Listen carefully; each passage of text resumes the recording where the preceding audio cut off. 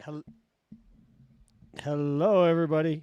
I hope everybody's doing good. I'm kind of running a little bit behind on my schedule getting started for you guys today, but we're gonna go ahead and get things moving. Today, we're gonna do a little bit something kind of different. What I'm kind of doing is mixing all this stuff and getting some ideas on things that I want to do or things that are going to be good for you guys to learn from, and that's really the premise of everything is to create something that's going to help you guys to learn exactly all of these things that are causing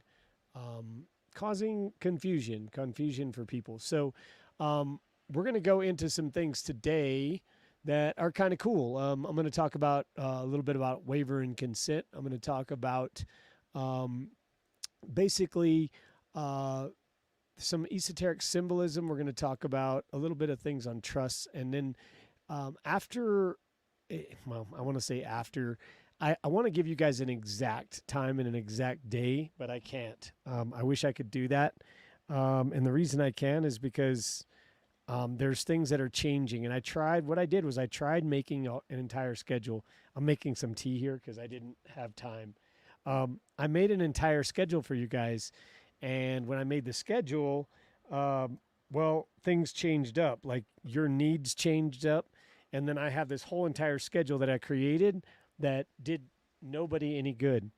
And so I'm like, okay, well that was no good, and that wasted a lot of time. So what I did was I did 5 episodes, and here's what we're going to talk about. I'll just give them to you real quick. We're going to talk about in this one, we're going to talk about the foundations of private trusts. And then we're going to talk next week, we're going to talk about guardians of wealth, which is the arcane role of trustees.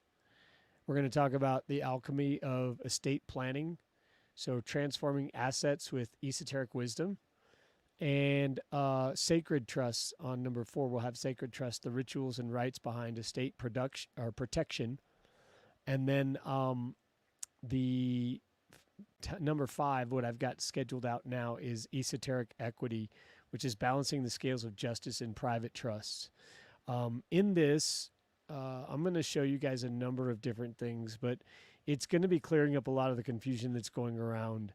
That's going around on the other platforms that people are teaching the wrong stuff, or they think they're teaching. I don't even know what they're teaching. I really don't know.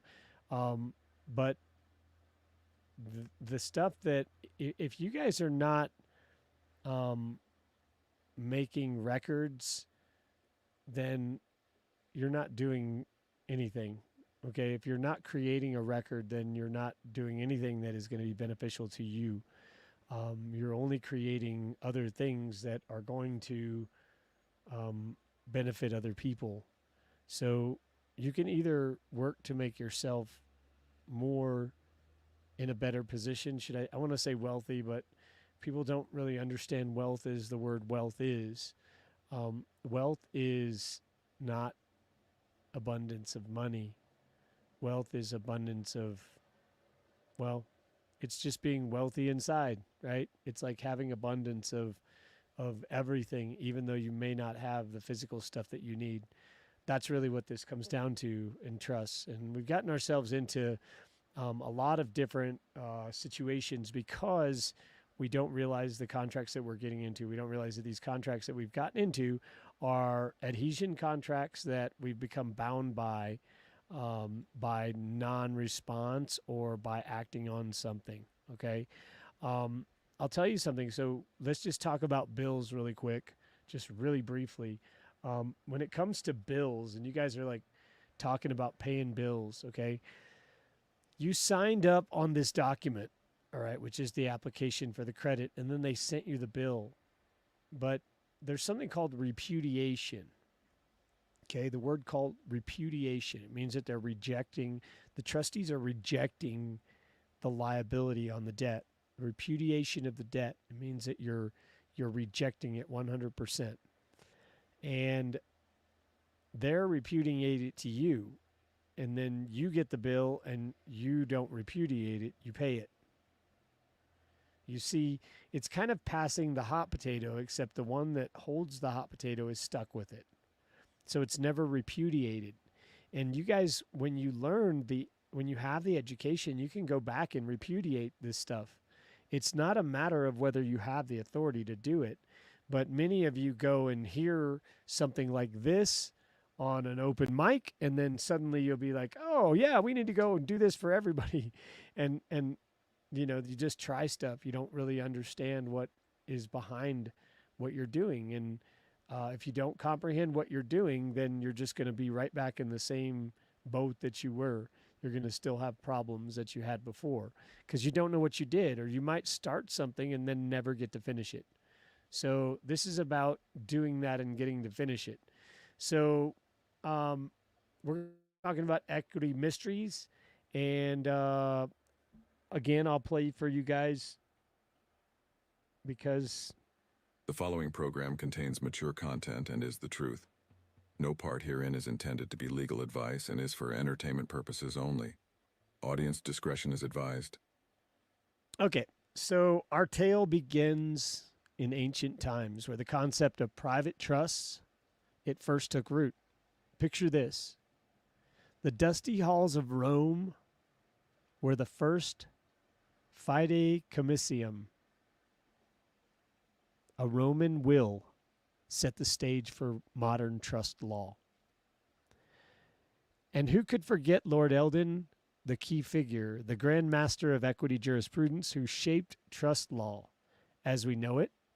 His judgments are like ancient runes, still deciphered by legal scholars today. And this dive, this symbolic dive, have you ever wondered about the eye of providence on the dollar bill? The symbol, and many like it, hold a special place in the realm of private trusts. And they're not just pretty designs, they're keys to understanding deeper principles of equity jurisprudence. Secret societies, from the Masons to the Rosicrucians, secret societies have long been the keepers of these symbols, and their influence can be seen in the fact they're all over trust law. I told you guys in one of the classes that I held, the papal bull was actually the lead. That was the lead weight was the symbol that came with that papal bull, and same with the Magna Carta. Magna Carta had its own little lead weight that came with it, and they're still floating around. You can pick those up on eBay, as a matter of fact. So the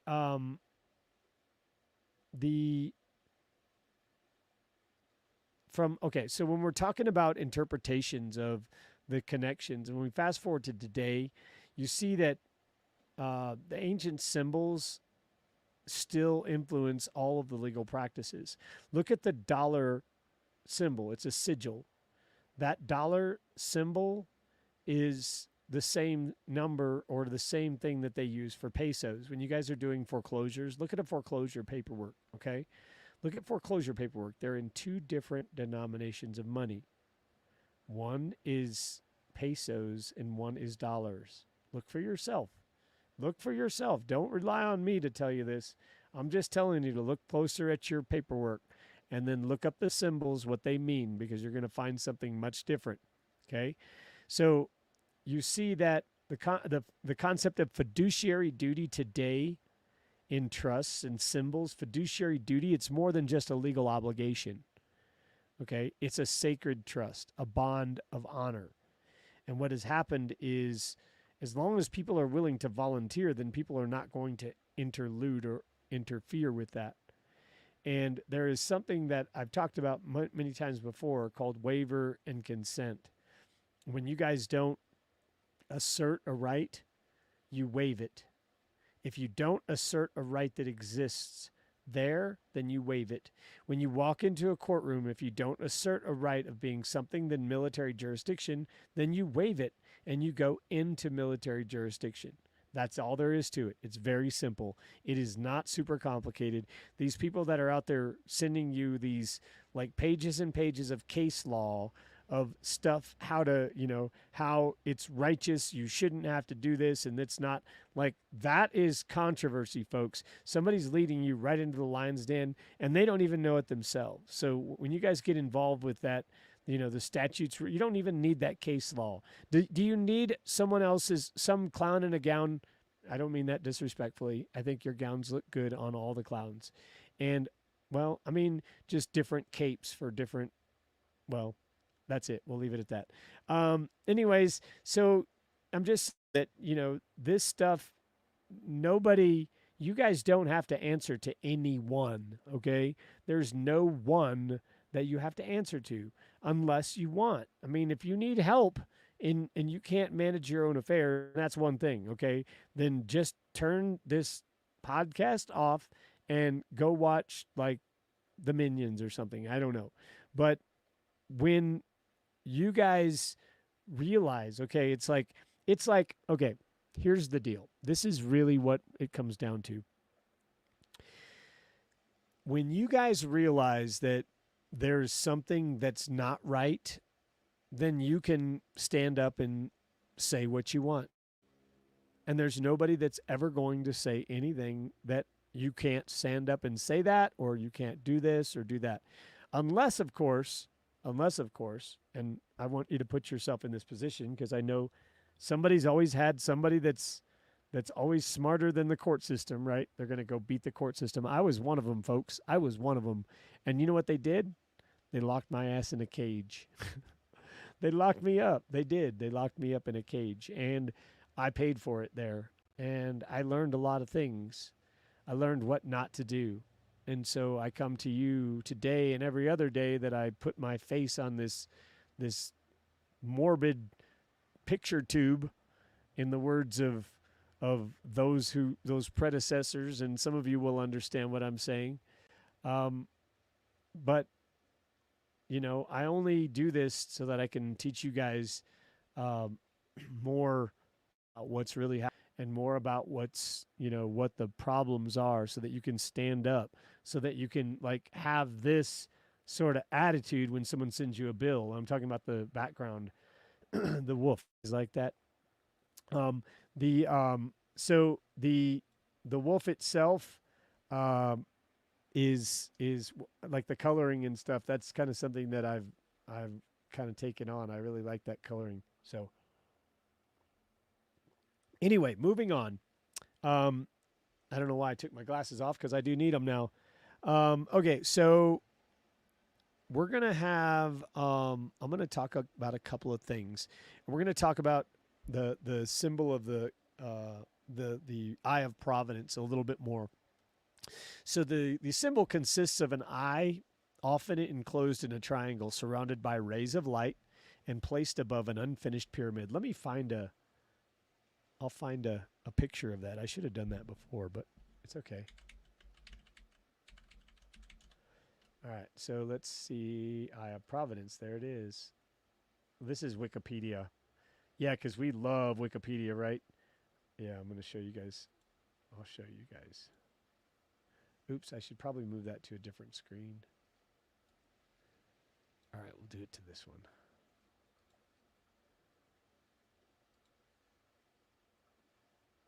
Okay, so you guys can see over here the Eye of Providence. Let me change this around so you can... Well, I don't know if that helps any. That doesn't help any. Okay, so the Eye of Providence there, and I don't think I might be able to. No. It's not going to let me do any more on that. It's not even going to let me go sideways with that. Okay, that's okay. So the Eye of Providence can be found on the reverse of the Great Seal of the United States. It's on the $1 bill, as seen on the $1 bill. Does that give you guys any hints? The $1 bill. What do you tender with? The $1 bill. Lovely, amazing, right? That's pretty amazing. So what we're looking at here is, we're looking at, let's go back. I'm going to go back to, oh, well, I'll just leave this up. Okay, so the The Eye of Providence has its roots in religious and mystical traditions. The eye within the triangle represents the omniscient and omnipresent nature of God, a concept embraced by many religions and phil- philosophical traditions. It is reminiscent of the divine oversight espoused in Psalm 33:18. Behold, the eye of the Lord is upon them that fear him, upon them that hope in his mercy. And that's King James Version. The triangle symbolizes the Holy Trinity in Christianity, further reinforcing the divine nature of the symbol.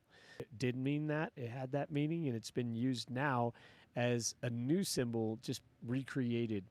The rays of light emanating from the eye suggest enlightenment and guidance, reminiscent of the illumination provided by divine wisdom.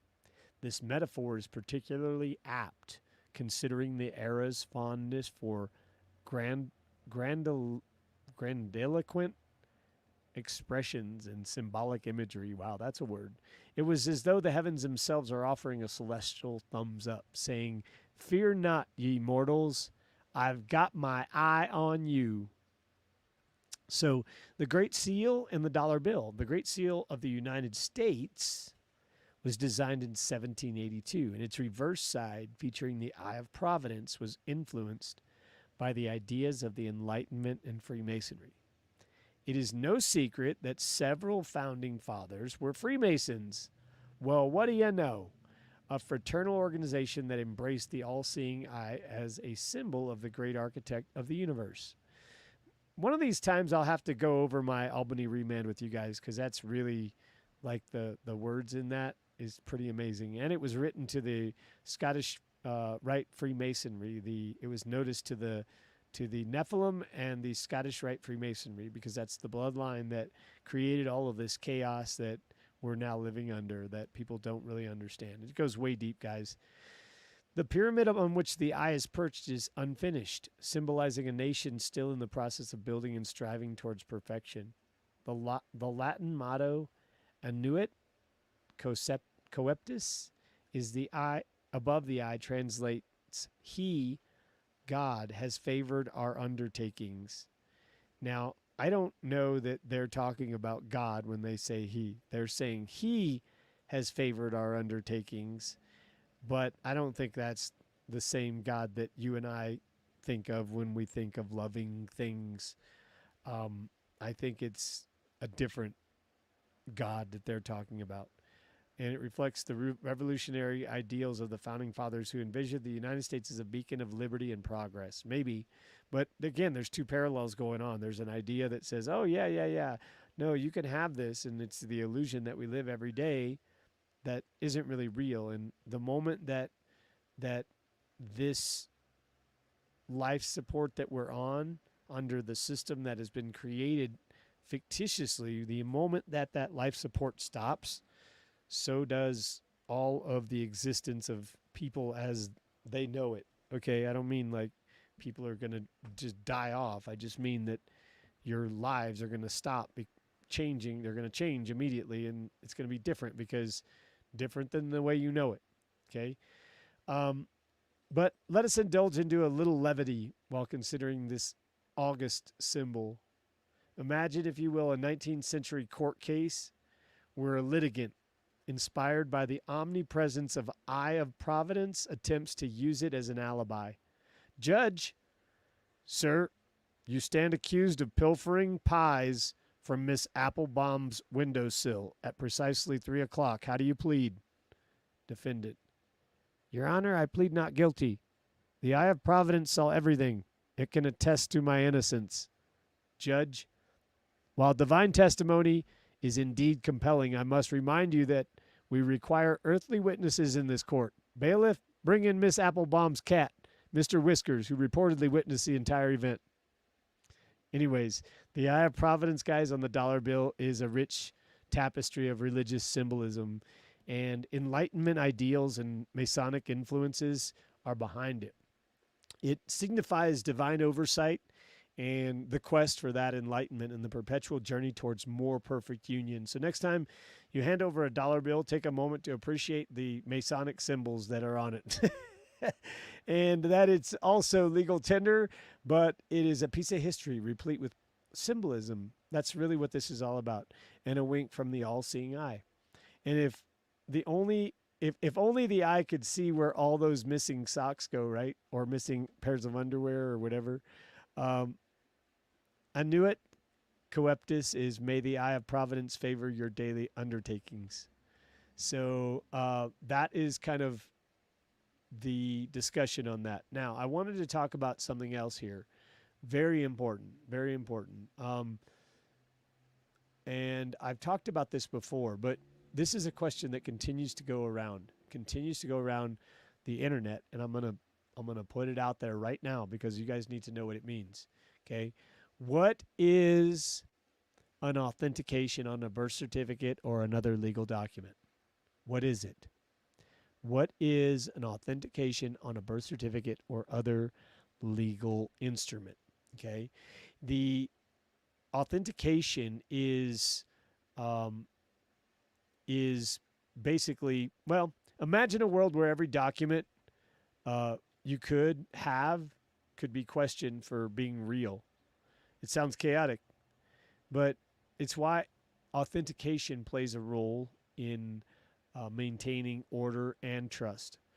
And from birth certificates to legal documents, the anything else that you have to have that is used in the process of acquiring something that you're trying to change is necessary. Okay. Um, so seals, stamps on it are what authenticates the process. It's essential in both domestic and international contexts. Now, one of the things that I teach people quite often, and that just is reality, is the fact that, well, we are um, we are in a situation where the authority that exists got turned around, and now we don't have any, and we're not even being recognized as an authority because of the fact that um, we gave that away in a contract. Okay, but you can't really give away. It's like a beneficiary saying, here, I'm going to give away my benefits of being a beneficiary. You can't really do that. You can do that on isolated parts, but you can't say, here, you just be the beneficiary of the whole trust. I'm just going to go over here. Don't mind me. That you can't do that. That defeats the whole purpose of being a benefit for some purpose.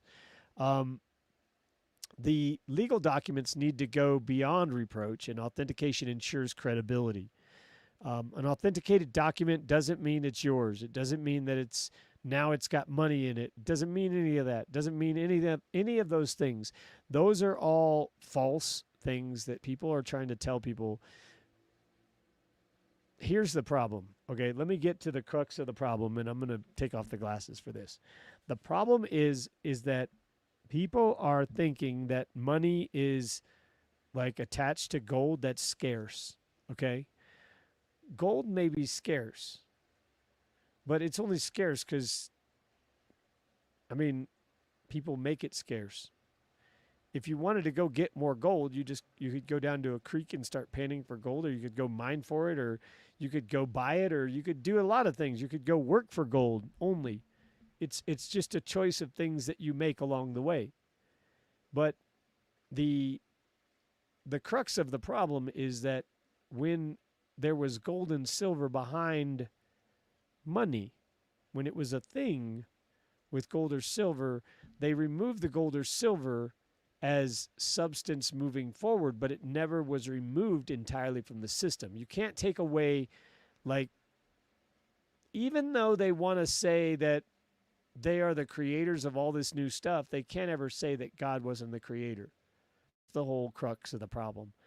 The origin of everything is always the origin of everything. And someone can take something and try to make it different, but it doesn't make it better. It just makes it different. And most of the time, if you're competing with nature, you're screwed. I'm just going to tell you. Like, there is nothing that you're going to beat that our creator doesn't have already perfected. And like, when the perfection goes out of perfection, it just figures out another way to perfect it again. It just reperfects it. Like, that's how perfect we are, folks. When you guys start thinking you're insignificant and start thinking that somebody else has to do all this stuff for you because you're not capable, that's where we lose the power and the control, and then we get taken advantage of because we don't know. We don't even know what's happening. And every one of you, I don't care what your age is. I don't care whether you're, just becoming of age or whether you're, you can't even fit it on 2-digit numbers anymore. You need to learn what's happening to all of us, what's happened to all of us, because it is a choice. It is not something that we have to be in. All of these people that are standing on the corner with a sign that says they need help don't need help. They need to know what their options are. That's all they need. Because if they knew what their options were, they wouldn't be standing on a corner doing what they're doing. They would be manifesting things because they would believe in themselves that they can do that. How do you make something out of nothing? You think it. That's the easiest answer and question I can give you. How do you make something out of nothing? You think it and you believe it with all your heart that it's real. And when you don't doubt it, when you don't have that other thought that says, well, I could have that except, or stop placing obstacles in front of yourself that other people have created. That's what we got to stop doing. So getting back to authentication, you guys were authentic in the beginning. Okay, you were authentic when you came out of your mother's womb, and you were authentic. And immediately, they made you.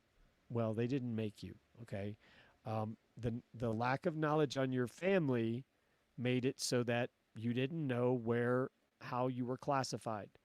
And therefore, if it doesn't go classified, I talked earlier about what's called waiver and consent. If you don't choose one thing, you waive something and consent to something else. Okay? Let me give you an example. If you don't opt out of being a U.S. citizen, then you waive that right of being a non-U.S. citizen, and you default and you agree to be a U.S. citizen. That's what it comes down to, and that's what these contracts are coming down to. They're holding people accountable for things that they have agreed to and not known. And again, like, there's a lot of things you can argue. Well, show me the contract. Well, that's a great point, folks. And whoever thought of that, good job, because I thought of it too. And let me tell you what happens when you get into law. The law doesn't look at that. The law is not going to look at whether you have a contract or not, which is why you can't argue with these people in their court. There's no contract. Show me the contract. You're not going to get anywhere with that in their court, because the law says, did you pay it and did you agree to pay it? It's yes on both of them. So there's no controversy there. There is nobody that is on your side. You agreed in a contract that they have your signature on, and then now they've created an accounting and you're saying, I'm not paying. That's all. That's the bottom line. There is no controversy. Nothing beyond that. You could say, well, it doesn't apply to me, all you want, but you're standing right there. They have an understanding, and clearly you have an understanding that you're in those shoes for that reason, because you stood in the shoes of that name and you became the surety for a stranger, like Scripture says. Okay, so the authentication, what happened was you were authentic with Creator, and then because no one knew any better, you became authentic with a company instead. And you've remained loyal to the foil with the company. That's all I can tell you, is you've remained loyal to that company, and that company has created, well, they're nothing but creators of debt indentures. So you guys are creators of amazing trust indentures. Like, hi, you say, hi, Bonnie, I would like to give you some money to take care of your kids and to help your kids out, maybe. I don't know, you do things and you give things to people for purposes. And that's what trust is about. But when you don't trust, then people have to take it from you. And that's what they're doing. These companies are creating debt because you guys don't know how to give it to them voluntarily. And you've heard that people that have money give money voluntarily. But when you give them the money, they don't give you stuff, they don't give stuff for you voluntarily. They create what they need and they take what they need, and it never gets it never gets used the way it should. It's like when you guys have a car, imagine having like a car. You have a car that you take really good care of. And everyone, I want you to imagine somebody that you know of that has had a car that, really like takes really good care of the car. And maybe you don't understand why they don't take care of that car. Stephanie, my sister, this is for you. My sister, so don't get me wrong, I love my sister to death. My sister has a really cool car. She has a BMW like 325 or something. She always wanted it, and she got a really good job, and she's worked her butt off for like 20 or I don't know, maybe more years with UPS. And so she wanted a BMW, but it's kind of an older one now. And I'm like, why don't you go get a new one? She's like getting new parts for the old car. But I understand because I have an older truck. So I'm not complaining about that.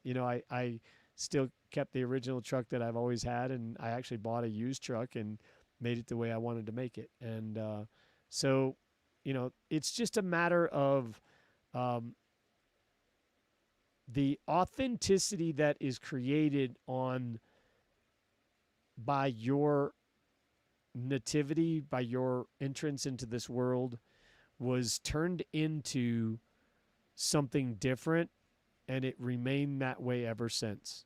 Okay. So it became not authentic with the way it was originally intended with your creator. And the fact that, I don't want to like, I want to tell people everything that I can, but I also want to not alarm people. I don't want people to be alarmed. I just want you to do a little research. I want you guys to go look up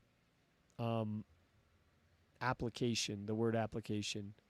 And I'll get you, like, I can look it up for you right now on something, on one level here. If I can get to the right screen here. Give me just a second.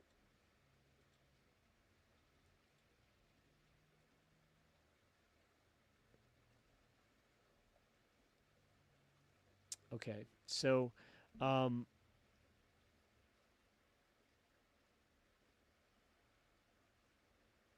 right, I'm just looking at the criteria. So we're going to talk about the authentication process too. I'm going to tell you guys about that. A little bit about it. We're going to discuss it a little bit. I'm not going to get into it in detail because I don't want people trying any crazy stuff. But when you guys are like, we're creating records, okay? These estates, all right? I want you to imagine this. I know I'm kind of a little bit over here, but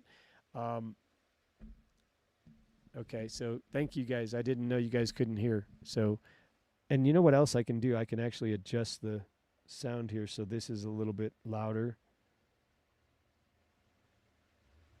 I think that will probably help you guys. So, but it's going to pick up a little bit more background noise. You just have to be prepared for that. I don't mind, doing it like this. And I just saw that message there. So, cool. Yeah, no, I'm doing great, you guys. And I'm not real good at the answering the messages on the side here. I'll get better at that. I just like, this is like, I have to juggle things. And see, I'm on StreamYard, but you guys are on YouTube. So it's streaming to StreamYard, and I'm looking on YouTube, but I'm looking at the YouTube feed over here. So it's like, it's pretty crazy, but it's cool. Let's see here. I know what I was going to show you guys something, and I just lost my train of thought here.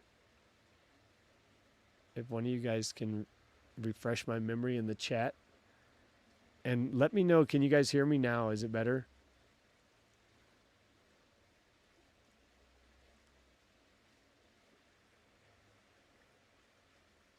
Okay, so I'll keep going on this. I'm just going to keep talking on the subject because I want to get into the authentication. So, we're talking about a birth certificate, okay? There's a lot of confusion. What do we have? What do we need to have Exactly. Okay. What you need to have, if it's available, is you need to have a certificate of live birth, COLB. Okay. The birth certificate is the one that's created after the certificate of live birth. The certificate of live birth is like, look up the word bill of lading. Bill of lading. Okay. Look up the word bill of lading.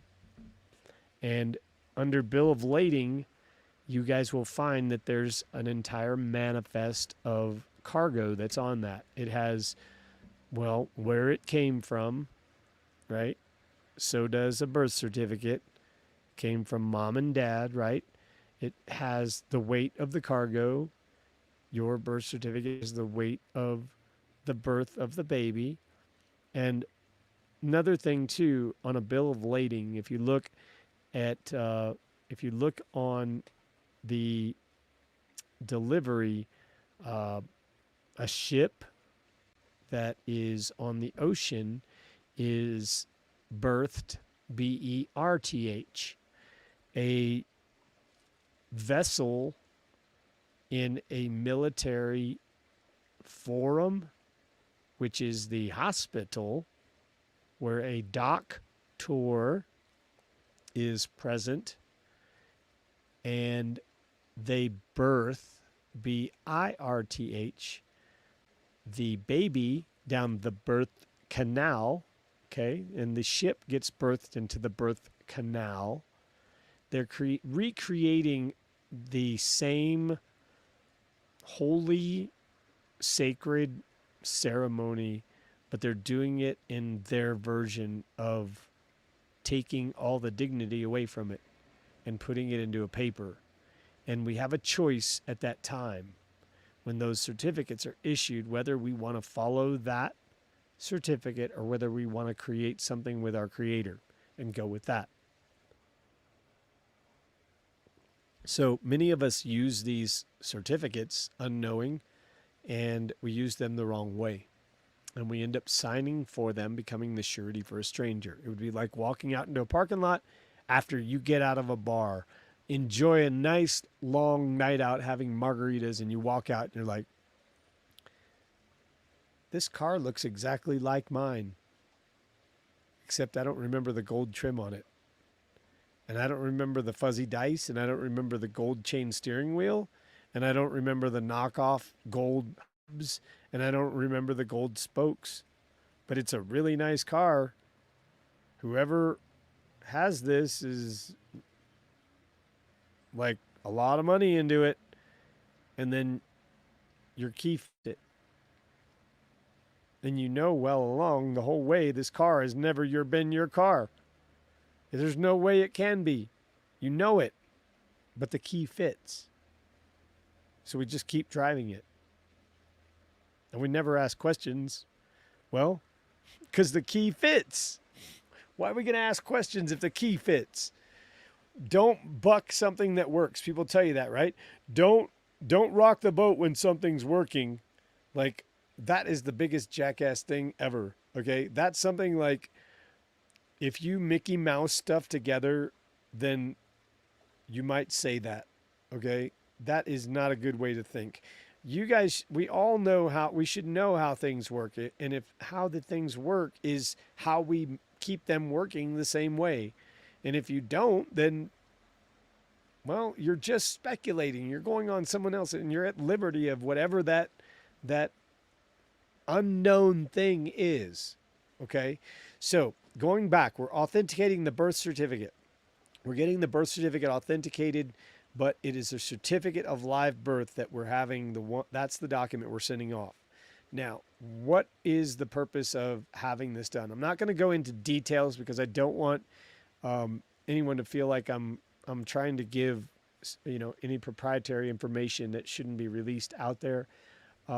There's things that I do show people how to do just because it's knowledge that you know. But we'll talk about it more in depth, at a later time that's not on this public channel. So the whole point of the certificate was to create an account that was intended for one purpose. because people didn't realize what the intent behind that was, it continued to go and be a different way. Just like you guys might get a bill in the mail and you don't feel you owe it, but you pay it because you can't stand those people harassing you. So your reason behind why you're doing it is not the same reason why it's getting done. So those two things could exist and run parallel to one another, but no one knows about it until you create that record. And that's what equity does. Equity comes to the common law and it says, okay, the common law only says this and this and this. But then when you start creating other documents that say other things than what the common law says, the the equity will supersede anything else because the equity is your record. That is the truth and where you come from as a man and a woman. These again these other groups, there's certain things that you guys got to do. You guys got to make some changes. You can't keep using that that car with the gold spokes and the knockoff wheels. You can't do that. It's not your car. Okay? But you got to learn, we got to learn what happened. How did that happen? Like what's the laws behind that? Well, let's explain a little bit. I can tell you a little bit about it. I can tell you that Anderson's Law Dictionary 1889 says that the word name is in law, it only recognizes the first and the last. So, I come from a family in Mexican heritage, and it's like we have like 5 last names. Oops. Somebody didn't get the memo on that one, I guess. And it's okay. I mean, that's understood. I mean, I'm just commenting on the fact that happens. It's a real thing. But the fact is that none of those names belong to any of us. We have a different way of writing our name. It is clear in the scripture that teaches Mesopotamian history that we shouldn't be worshiping false idols, and a symbol is a false idol if we're using something that belongs to a company.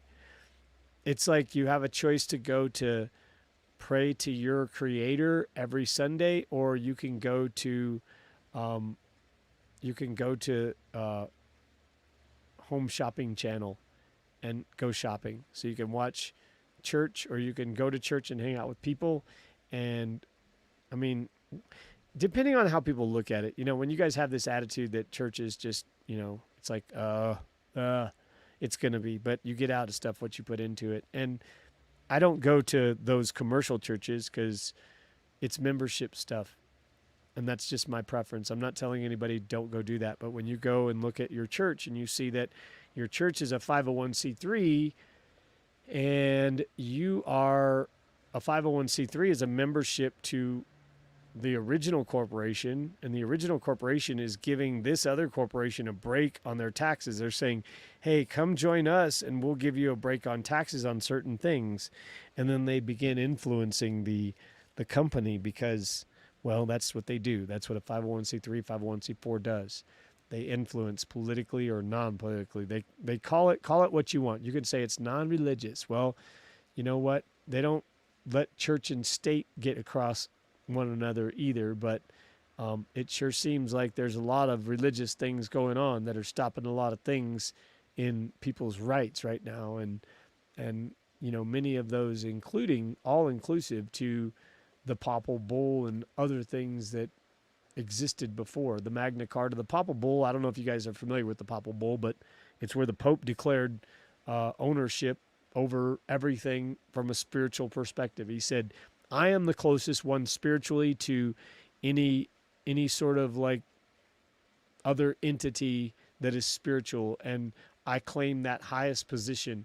And then it just got ridiculous, like claiming ownership of every single existing thing out there. And I mean, it gets pretty serious. It's hard to say how enforceable is that when you give notice against a whole group of people. They kind of have to go along with it, but if you separate them, it's a lot easier. I'll tell you that. Okay. So your authentication, let's go back. The authentication is for the certificate of live birth. You're getting it authenticated. I'm not going to tell you like how to make it a foreign jurisdiction. You're going to have to inquire about that. You're going to have to ask about that because there's a way to do it so that you are getting the authentication done. But I will tell you this, I'll give you a little, like a 3/4 of the way around the circle hint. You authenticate the documents for a location that is a very small amount of states, and the number is going to be a very small minority of members that are not in the Hague Convention. I'll tell you that. Like, that's where you want to do it. And to do that, it's as simple. Like, most people are like, what do I tell them? How do I talk to them? Okay, folks, this is really simple. You're not trying to create like you're not trying to alarm anyone. This isn't about I'm doing something wrong and I need to be sneaky. No, no, no. This is the furthest away from that. Anybody that perceives that what I'm telling you is to go be sneaky or do something that you should not do needs to just hang up and go watch Barney or something like more pure, because your mind is distorted if you're thinking that. I am telling you guys that there was a scenario that, well, not even a scenario, it was the reality. You look at the reality. Your people of your family are buried in the same dirt that we walk on. Okay, it's the reality of it. And as many times as people have been buried in that dirt, they are the dirt now. Okay, you guys get that? So if they are the dirt and we are walking on the dirt, then how can a company come in and say that we're going to get between you and your soul? Do you understand that? I hope people see that.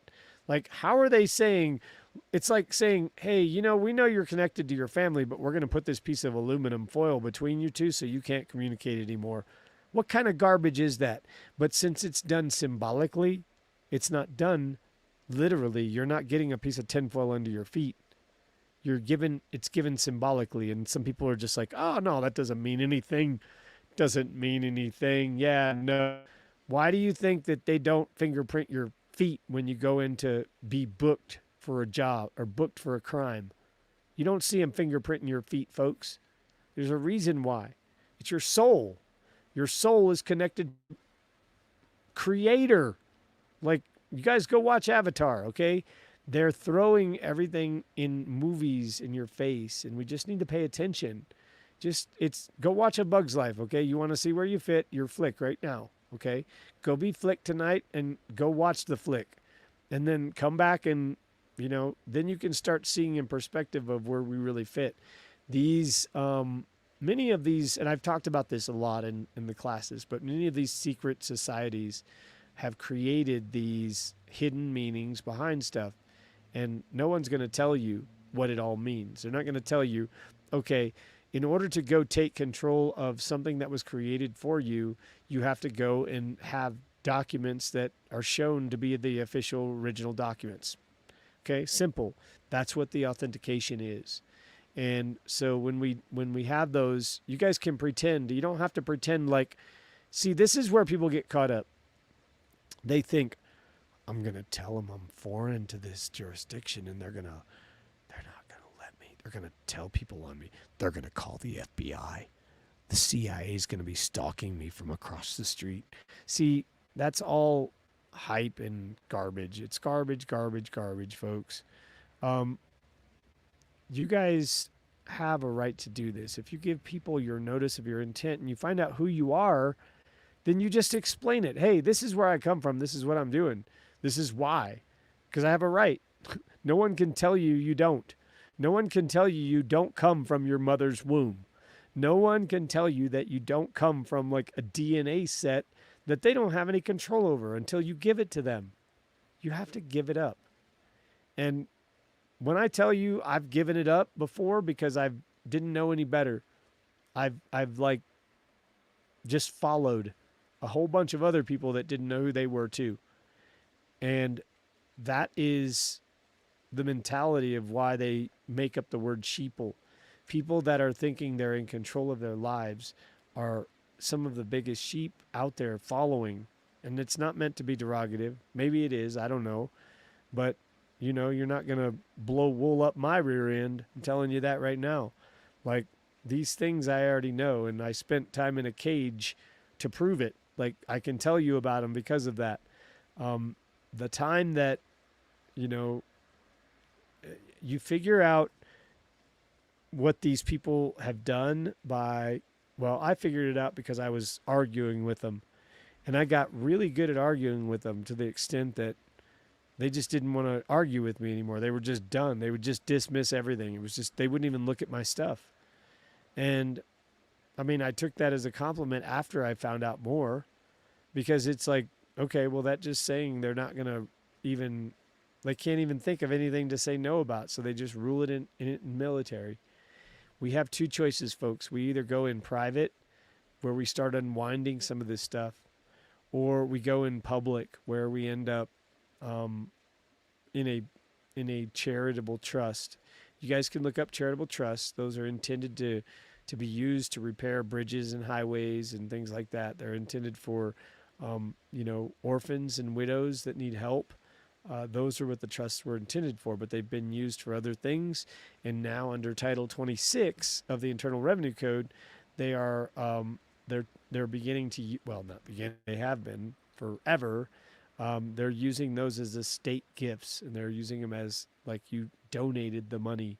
You're donating something to them as just being a very generous person that you are. And many of these things, that's not the case. So we have to correct, like, the record of what it really is. Otherwise, well, it remains what it is. It remains something that is out of kilter. Okay, so we're going to talk about authentication versus notarization. Authentication and notarization, although they're related, are distinctly different. And authentication verifies the legitimacy of a document. Is it legit? Okay. Notary involves a notary public witnessing the signing of a document and verifying the signer's identity. Okay, that's what the difference is. The primary difference lies in their scope and purpose. Authentication is broader and can involve multiple steps, where notarization is a specific act by a notary, one single act by a notary. Okay. Authenticated documents are readily accepted in legal proceedings and official transactions, and the acceptance is very important for different reasons, and many of those will be personal trust reasons. Knowing that a document has been authenticated provides you peace of mind. It assures that you, as the holder, that the document is genuine and it can be trusted. Okay. Authentication can be fraught with bureaucratic hurdles, making it daunting task for a lot of people, and navigating the different requirements and procedures can be time consuming and frustrating. But I will tell you that equity aids the vigilant in this, and you will be rewarded for the more time you invest in resolving this. Okay. The delays in the authentication can be frustrating. Okay. So just different reasons. People will say, oh, our workload, or they'll come up with some fake, like sickness. Oh no, we just had this like World Health Organization at our place, and they shut us down for a week. So you're going to have to wait till next week. And yeah, so blockchain technology offers a revolution to authenticate documents, but it's not real documents, guys. And digital signatures, of course, we know that MERS is a big player in digital signatures now. So you guys stay away from those agreements for digital signatures, because that's what they're doing. They just needed a way, and they got tired of photocopying, guys. They got tired of walking over to the copy machine. They're like, there's got to be a faster way to do this and make more signatures from this one than just like taking it and signing it over every time. So they figured out a new way, and they didn't even have to go there to get the signature. They just did it remotely. So you guys got to get your make sure you get your birth certificate authenticated for your own good.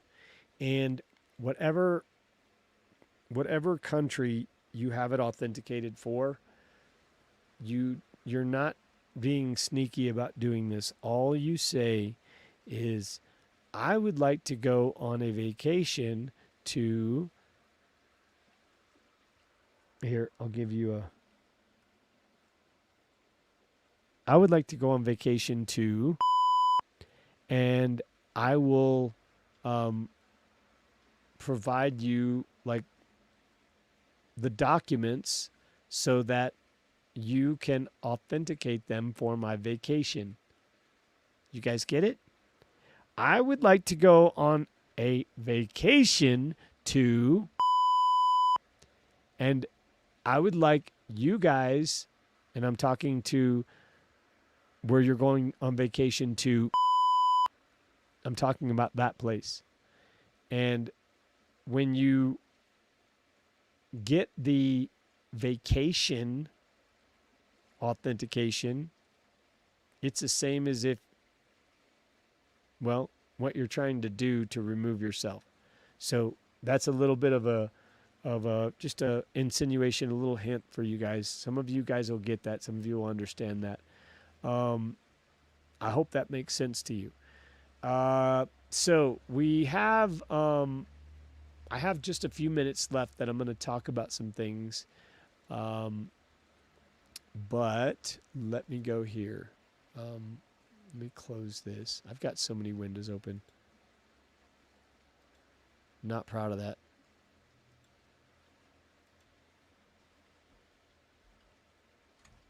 And okay. So I got some questions too. We'll do some frequently asked questions. What is the purpose of document authentication? Document authentication verifies the legitimacy of a document, ensuring it is genuine and can be trusted for legal and official purposes. How long does it take to authenticate a birth certificate? The time required for authentication can vary, ranging from a few days to several weeks, depending on the certifying authority and the complexity of the document. Can a notary public authenticate a birth certificate? A notary public can witness and certify documents, but the actual authentication needs to be done by a government authority or consulate. What is the cost of authenticating a birth certificate? The cost varies widely depending on the certifying authority and the country. It is advisable to check with the relevant authority for specific fees. Is digital authentication as reliable as manual authentication? It says yes, but I say don't do it. I'm telling you right now. Do all countries require document authentication? Not all countries have the same requirements, but many do require authentication, especially for documents intended for international use. Okay, authentication of birth certificates and other legal documents ensures legitimacy and trustworthiness. So whether you're going through a traditional manual methods or modern digital techniques, it protects against illegal acceptances, and you understand the process. It's an importance of how you can navigate the complexities of the document authentication, and you have a little bit of confidence in doing so. You guys know you have the right. You know you don't have to act like you're trying to sneak out of the United States. No one cares. You have you just don't need to hide it. You don't need to hide anything like that. You just need to act as if you were doing things the way that you were doing them before. And as long as you guys just act like you know what you're doing, no one's going to bother you. And I'm not saying pretend like you know what you're doing. I'm saying act like you know what you're doing. You know what you're doing. You've already been given all the information to do what you're doing. So there's no need. You don't need to go and create something new. That's not the point. The point is to use what you have right now with your ally, which is your creator, to go and to get back the things that you created the wrong way. And many of these, well, not many of them, all of them, all of these situations that we're involved in, we created every bit of them. We created from the beginning to where we are right now, and we're the only ones that can undo it. People want to bring problems to other people and say, "Hey, can you help me with this?" I can show you what you need to do to make a record so that you fix it. But you're the only one that can fix it because you're the only one that signed it. I can't show you how to unsign something. That's not what I do. I don't know how to do that. I can show you how to use whiteout, but if you peel that whiteout off, there's going to be a signature under there still. And that's what they say too. They is the people that are telling you you owe money.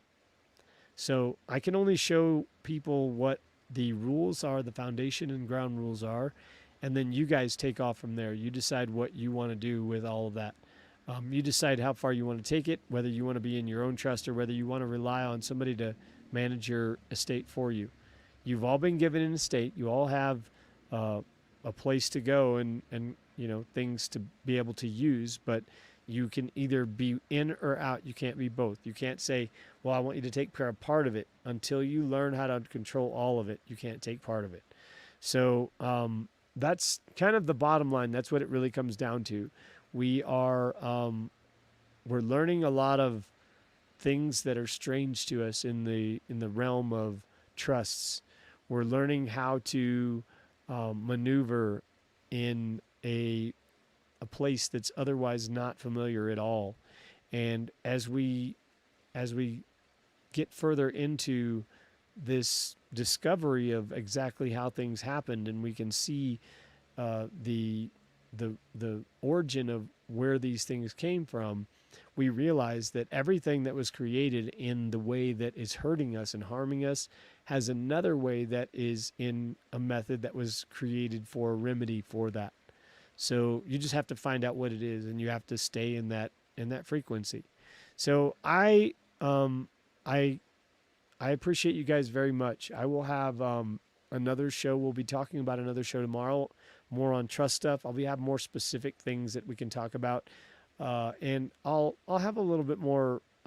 Every time we do one of these, I'll be a little more prepared because I'm just learning different ways to do things, and I don't have really a lot of help that that I can really go to. It's not like some of this stuff is not even charted waters, but we're managing and we're going to do good at it. So I appreciate you guys. You guys have an amazing day. I send you much love and energy.